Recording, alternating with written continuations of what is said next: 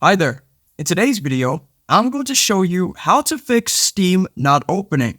Let's get started.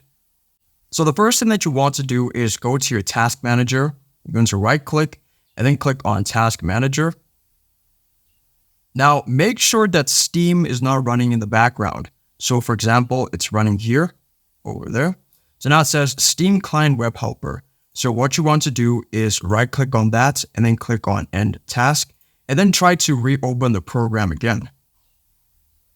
Another option would be to go to your properties for Steam. So right click on that, show more options, properties, and then go to the tab which says compatibility.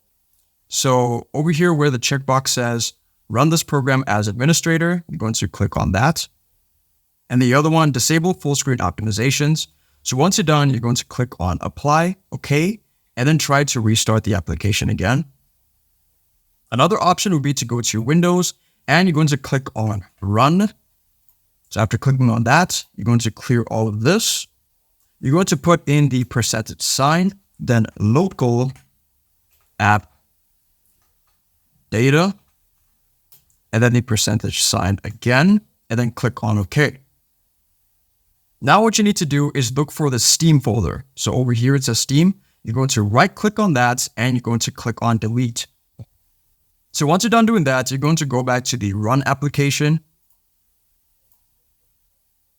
And this time, instead of local app data, you're going to type in Steam : //